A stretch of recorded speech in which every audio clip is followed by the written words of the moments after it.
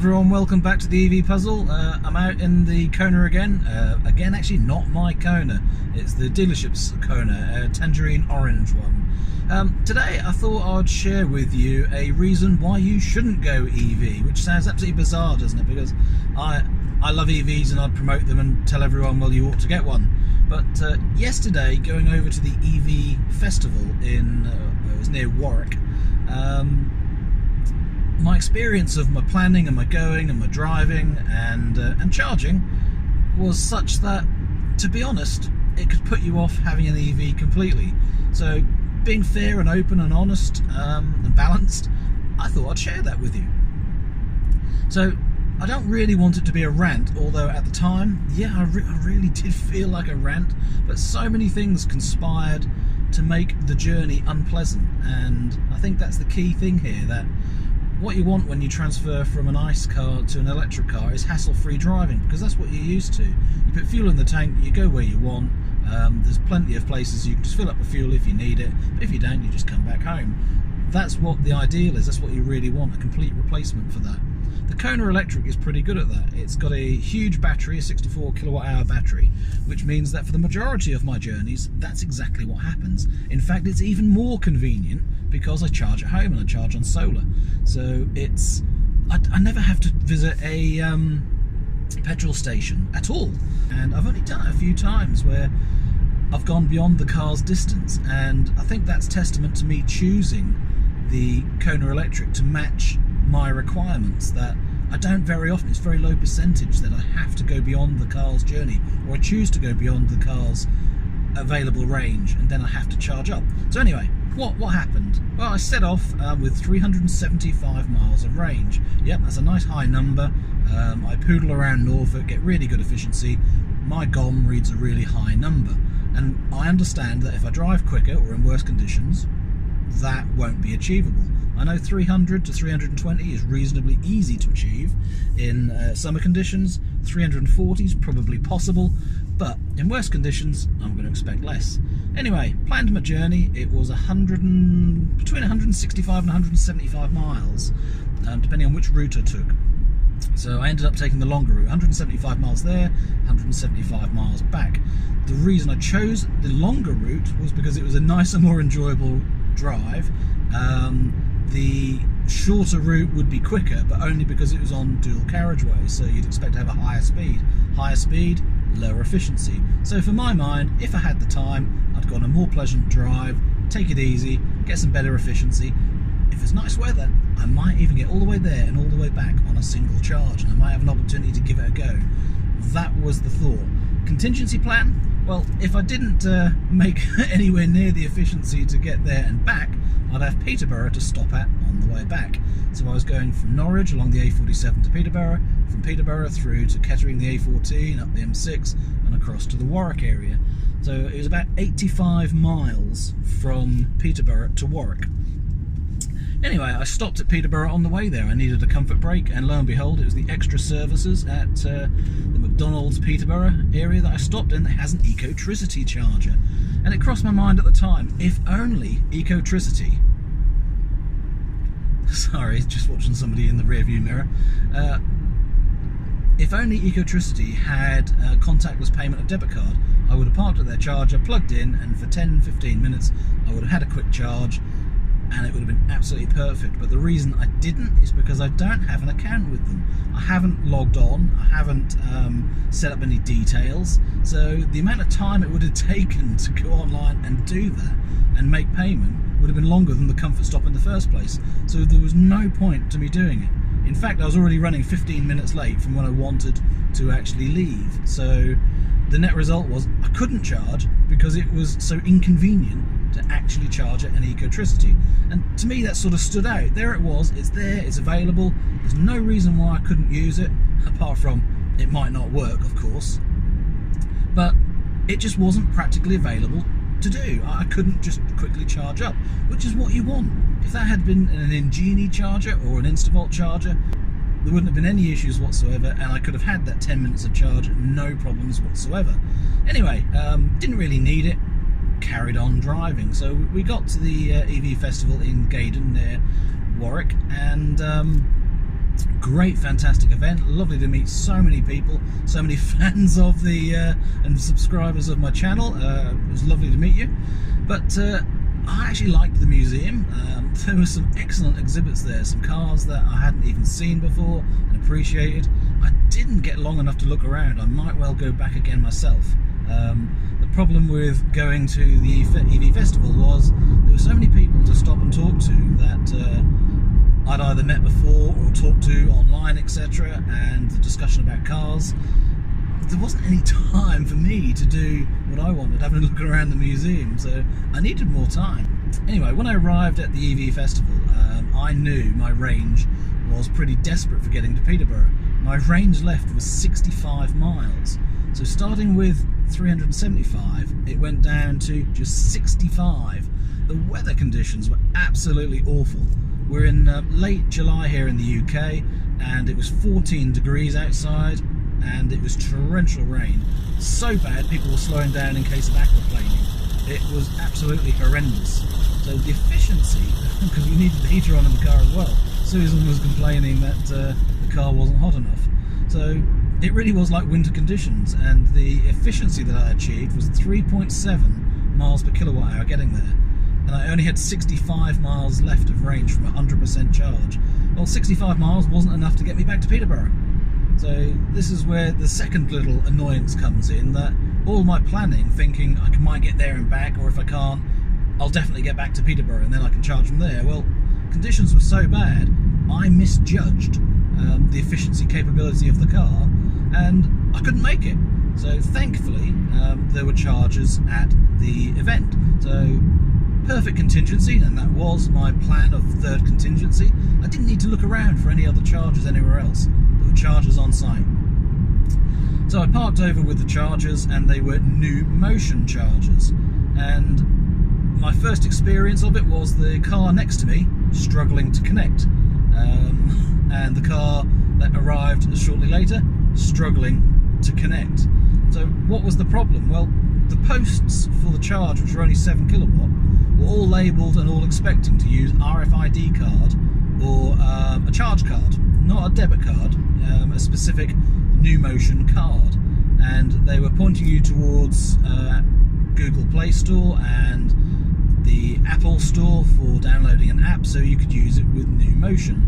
Well, of course, if you haven't got an account with new motion and you haven't got an RFID or a card that you've previously ordered, which obviously takes like a week or more to come through, then those instructions aren't relevant. So it didn't tell me what I had to do as just a member of the public, never having used new motion before. And I was there probably 20 to 25 minutes, and the person next to me was there for over half an hour trying to get a charge initiated, which sounds daft, but I ended up having to install a quick code app, scan the quick code, go to a website that I couldn't recognise, and it was nothing, didn't seem anything to do with new motion. And there they were charging 31 pence per kilowatt hour on a 7 kilowatt post, which that seems quite expensive to me. But the problem was 20 to 25 minutes just to get the charge initiated. That's not what we want. It's just hassle and aggravation. Yeah, if I go to another one of those, I will know better in future, and I'll probably do it in 5 to 10 minutes. But that's not the point, is it? It's such a bad advert, and it's not encouraging EV owners. And I was getting quite angry, thinking, what on earth have the British Motoring Museum put chargers like that in that aren't suitable for the public? But lo and behold, talking to Paul, the excellent organiser of the event, they weren't actually the British Museum's chargers. They're Jaguar Land Rovers, and they're not public chargers. They're supposed to be for staff only, and they've been allowed access to them. So on that basis, yeah, fair dues. There's no problem with having an account-based system for RFIDs, and and all the instructions, etc. That makes sense because it's a staff car park. So I understand why those chargers are what they are, but it's an example of those chargers shouldn't be used for public use like that, not without adequate instruction of how to use them. Well, the problems didn't actually end there, because when I went back an hour or so later, I basically calculated how much time I'd need on charge at 7 kilowatts to give me enough miles to get to Peterborough safely with a little bit of comfort. So I did that, went back to the car to drive it round to the event, because I was one of the, shall we say, club leaders at the event, so it would be daft if my car wasn't actually there to be seen. And I also had a for sale sign on my car. I'll get to that in a moment. But I couldn't unplug the cable. It wasn't an app that I had to use, it was a web page that I was using for the connection. There was nothing on that web page to say disconnect, to cancel, nothing obvious whatsoever. So there was no way of disconnecting before I unplugged the car. There was no instructions on ordering of what to do. So I unplugged my car, charge cable locked onto the post. And that happened to the guy next to me as well, and somebody else in the car park as well during that half an hour. So, another example of poor instruction, poor connectivity between the car and the charger, creating that situation in the first place. Thankfully, NewMotion did answer the phone in just a couple of moments, and they were able to quite quickly unplug it by me telling them the serial number of the post. But you start to think, if this was somebody's first experience of EVs, on going past a charger because you can't use it quick enough, and you might not work anyway, and then when you get to another charger, it one, grabs your cable, two, it's a little bit expensive, and three, it takes you nearly half an hour just to get the charge going. You think, this isn't very good at all, is it? It's not a good example of what you want to see, which is plug your car in, tap a payment card, and away you go. And it shouldn't be more than 30 seconds. So on the way home after the event, because I did have enough range, I drove at 50 miles an hour on cruise control and checked the range of the car, and it was just creeping up slightly on the distance to go deducted from the range of the car. So I knew I had about 25 to 30 miles spare range to get to Peterborough. So no range anxiety, no problem on that perspective.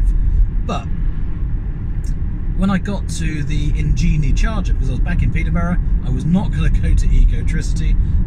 I would love to try them one day, I suppose, but it's just such an inconvenience, and there's not really a lot of point unless you feel like having a rant about them, because it might well fail. So I drove an extra couple of miles into Peterborough, not the centre, on the outskirts. There's a great little, not business park, retail park, and that's got an Ingenie charger there. It was under 2 inches of water, but I managed to plug in and it charged instantly. So that was a 30-second connection time on presenting my debit card, plugging the car in, pressing start, and that is all it took. You think, well, that's how it should be. But can you believe, even with Ingenie, it crapped out after I don't know, about half an hour of charging. So I got to 60% and it then failed. I don't know what happened. I've told Ingenie that it failed, but whether it was because of all the water, whether it was the car said it was the charger, no doubt the charger will say it's the car. I guess these things just happen and we don't know why they happen. The only thing I could notice was that the car was starting to ramp the charge rate up slightly. It had started around 43 to 46 kilowatts, and just at the time it crapped out, I could hear that, I could hear the battery management just kick in, but it was starting to creep the speed of the charge up to 47, 48 kilowatts. So my guess from seeing that is the charger didn't like delivering close to 50 kilowatt. It wanted to provide less. There's my example of why you shouldn't go EV, and I'm not really suggesting that, because the reality is that doesn't happen very often. If you buy an EV that's suitable for the majority of your journeys, it's the ad hoc occasion where you need to go off and charge, and you'll gradually learn about the chargers and where they are and what's reliable and what's not, so it's not a problem. But on those odd occasions where you're going somewhere you're not familiar with and you're having to encounter a charger that you haven't used before, and you haven't got your phone already set up with the account for it and all those sort of things, it is just a pain in the bum. And to add to that, the weather was just so atrocious on both trips. It was torrential rain on the way there and on the way back as well. So frankly, not a good drive there, not a good drive back, and the worst charging experience I've had. You know, I'm not sat here saying what a disaster, I nearly ran out of fuel or anything like that. And I also accept it's my own fault, because stubbornly I could have looked at ZapMap or PlugShare and I could have worked out where the Instavolt chargers were just round the corner, because other people had told me they're there around the corner. But I don't want to have to pick up my phone and do that searching. I want to drive my electric car like I did my diesel car. Just want to get in and go where I know I want to go. So use familiar stops and plan my journey around those. I don't want to have to just go off adventuring looking for new chargers that I haven't experienced before. And the main reason for that is because I know most of them are awkward. Most of them aren't easily available to use instantly. Yep, Instavolt are completely different, but at an EV event with several hundred EVs and an Instavolt not far away, my presumption was there was a high chance that somebody else was charging there, so I didn't want to do that. I wanted to go and use the Peterborough ones. So that's my reasoning. Yep, some of it was brought on by my own choices from how I went about charging, but all of the things that happened conspired against me were misjudging the efficiency of the car massively. On the way there, yeah, I was driving, I suppose 70 plus at some times, 65s at others, 50, 55. I wasn't going hell for leather, but I wasn't going slow. So my own bad, I suppose. If I'd have driven at 50, 55 miles an hour, one, I would have been late, but two, I wouldn't have had to charge. So I wouldn't have had to leave the car on charge for that hour and a half at the event, which is an interesting scenario, isn't it? Driving slower would have saved me having to do the charge. Going back to that New Motion charger, today I've looked at my bank account to see if either of those charges have come out and to see how much they've charged me, and I can't see either of them, so that's not a lot of good. So I thought I would try and go back to the website that I used, or the account in New Motion, to see how much they charged me. And of course the New Motion account that I set up has got absolutely nothing to do with the charge that I did. It doesn't record those charges, it only records them from the RFID card. So I looked through my browser history and I can't find anything that points me to a website that I actually used to initiate the charge. So I got no receipt, there's no display on the charger, I have no idea what they charged me, and there's no way of me going back to check what it was. I've got no telephone numbers to call, no email addresses to email, I have no contact with whoever I've paid the money to. That's pretty poor. That's really, really poor. Yes, I suppose I could send a message off to New Motion and they'll tell me where or who or what this link is, but to not get a receipt, to not know after you charge, what your bill would be is wrong. I mean, Instavolt and Ingenie again, they put a display up, they tell you what you're going to pay. It's just wrong to not give you a receipt for your transaction. So I've just got to wait now and wait presumably 3 to 5 days for a back's payment to come through for that card transaction and see how much those two charges cost. It should be £4 for the Ingenie for the half a charge, and it should be, what was it, 31 pence a kilowatt hour, and I probably added less than 10, so £3.10. So the difference is I got a 40% charge from Ingenie for £4, and I got a 10% charge for about £3.10 from New Motion, which shows the contrast in value. But yeah, at the time I really felt like having a rant, because it's just not how it's supposed to be. It's supposed to be easier than that. So yes, the headline says why you shouldn't get an EV, but in reality what I'm saying is, when you get an EV, don't be put off by these one-off events, because yes, they're annoying at the time, and yes, it happens, but it doesn't happen all the time. It's the first time it's happened to me in 9 months of owning the car, or 10 months of owning the car. And the important thing is, how often are you relying on public charging out? The more you do it, the more you charge out on public, and the more of these cards and accounts you set up, the easier it goes. My stubbornness again, I do not agree with all of these companies having my personal details and bank details on the off chance that I might want to use one of their chargers. I could have my details held with Ecotricity and Podpoint and Polar and New Motion and EV Charge and God knows what other ones are out there, In Charge, and I might not ever use them. So what's the point? I mean, even some of them asked for some credit up front. So I'm stubborn and I refuse to do it, but because of that I don't have an array of RFID fobs in my car, so if I encounter one of these chargers I'm a bit stuck and I have a delay. So it is my own fault, but I cannot wait for when the industry wakes up and takes advantage of, like that ecotricity charge. I would have used it, I would have paid for the charge. All they had to do was make it simple. Plug the cable in, tap your card or insert your card, press start, and away you go. It's 30 seconds, that's all it should take to initiate a charge. If you can't get a charge initiated in 30 seconds from arriving, you're doing something wrong in my mind. So on the drive home, curiously, driving, I'd say steadier, so more 50, 55, creeping to 60. I didn't go that quick at all on the way back until the last third, and then I got fed up with going slow, so I floored it. But going the slow side of things, I was averaging 5 miles per kilowatt hour, even in bad weather with the heater on, which makes me wonder whether part of my misjudgment was the incline and the early morning.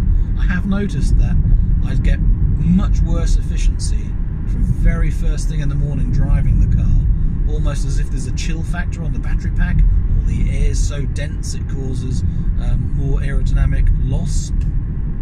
I don't know what it is, but driving first thing in the morning here in the UK, I always get worse efficiency. So coming back, I got much better efficiency, and there's no reason for it to have warmed up massively to make such a massive difference. And by the time I put my foot down and got home, I think I'd averaged 4.2 miles per kilowatt hour in total for, I think it was 368 miles that I did in total. So for me, that's an awful efficiency, and lessons learned on how bad the efficiency can be in really poor weather. That I did not expect to get the 3.7 miles per kilowatt hour, so for me, lesson learned. And isn't that part of the hassle and reason why some people wouldn't want to go electric? Because one, they don't want to plan the journey on the routes and the efficiency and do the maths and work out can they get there and where would they get back, and they don't want to have to look for where the charger is and then look for a contingency plus a second contingency. They don't want to have to do that. They don't want to have to use an app while they're out somewhere to change their plans and do something else. They don't want the hassle of worrying about has somebody taken some money from the card and they don't know and they haven't got a receipt for their fuel. You could just do without all of this hassle. And I totally get that. I totally get that as an advert of what I had to do yesterday.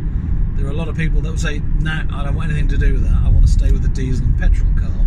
So it's what can we do to fix that? Well, all of the chargers can, as I said, make themselves, challenge themselves to a 30-second connection time using all methods that they accept. 30 seconds is all it should take to get your car connected and working, whether it's RFID, an account card or a debit card. It shouldn't take any more than that. But for my planning side of things, what else can we do? I did notice that while on my Hyundai Kona sat-nav, I looked at what chargers were available, and it didn't list any of the ones that I'm interested in. Not either in the default ones that were available on the sat-nav, or using live services, which was, I think, TomTom live services. So connected through to data on my mobile, I could then access other chargers. And I saw a lot more, but not the ones I was interested in. So I'm not sure how we can get past all of this planning side of things, because until there really are chargers absolutely everywhere, and they're all easy to use, we will have this problem that you'll have to plan. Because yes, on large trips, we're on major roads, such as where I went on the A47, crossing the A1, you've got the ecotricity charger. So if there were chargers there that were available quickly to use, that would have been perfect for my journey. But not all journeys go on major motorway routes. A lot of journeys, say across Norfolk or Lincolnshire, for example, or Wales, if you look on the map for where the major motorways are, there aren't any. So without those major routes and major service stations, and there aren't very many chargers in those counties, then what do you do? A lot of the chargers are around the actual cities, but if you're just travelling through and past, where do you go and charge? You've got to plan, you've got to look at them, that's not how it should be. They need to be more obviously available. So if you're not happy with the scenario that I just described occurring to you on the very, very odd occasion, then probably an EV is not right for you. If you're going to be stubborn and say, I do not want that at all, I just want it to be absolutely easy, you're going to wait years and years and years for that to happen, for the infrastructure to grow, for it all to be reliable, and for cars to have such good range that you really don't have to do that anyway. And I guess that's fine if that's what you want, but you're going to end up driving a car that's, one, polluting, two, costing you a lot more money, especially with depreciation. Demand is going up. It makes a lot more sense to buy an electric car now because they're not depreciating as much as petrol and diesel. So if you're happy to spend more money, if you're happy to pollute the environment, and you just want things easy for yourself, then yeah, stay with your diesel and petrol. But to me, that bad example of what's just happened to me is a minor part, it's a minor negative, it's a bit of balance about owning an electric car. I just have to understand and appreciate that those things can happen. Just like running out of fuel can happen. It can happen in a petrol and diesel car, and I could get it wrong. I was very, very pleased, I'll confess, when I was, shall we say, limping to Peterborough with my estimated amount of kilowatt hours that I'd added from the new motion charger. I was pleased to look at the sat-nav that said I was looking from about 70 miles onwards, so sat-nav said 70 miles to go, the car said 90 miles range or so, and I kept looking at that deducting the 70 miles from the 90, I'm going to have 20 spare when I arrive. And then when I kept looking, it would say 22 miles spare, 26 miles spare, 28 miles spare. And even when I went uphill and had some bad efficiency and it dropped down a couple, it soon came back up again. And it ended up with, I think, 35 miles spare in the end, which was almost to the point of I didn't actually need the charge. If I'd have just driven economically, I could have perhaps crept at 40-45 miles an hour and made it.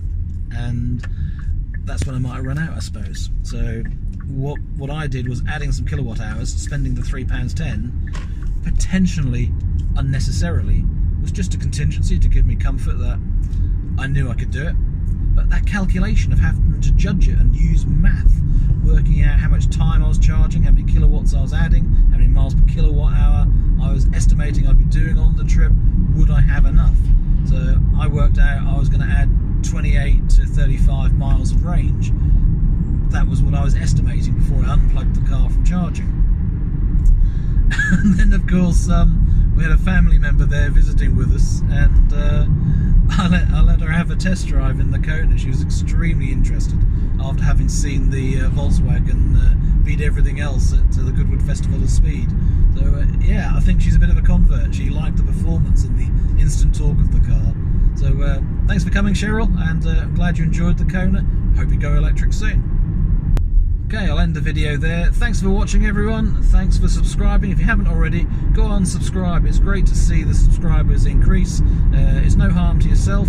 I don't mind whether you click the icon for notifications or not to be notified of new videos. But if you could give a like to the video, I think that helps in the promotion of videos. So the more you like my videos, the more other people get to see them, because YouTube will offer them out to other people. So if there was a hint of something good in this video that you enjoyed watching, even if it's me having a rant or looking like a fool because I'm so stubborn with how I go about charging, give me a like, and thank you very much. Take care. See you again soon, everyone. Bye-bye.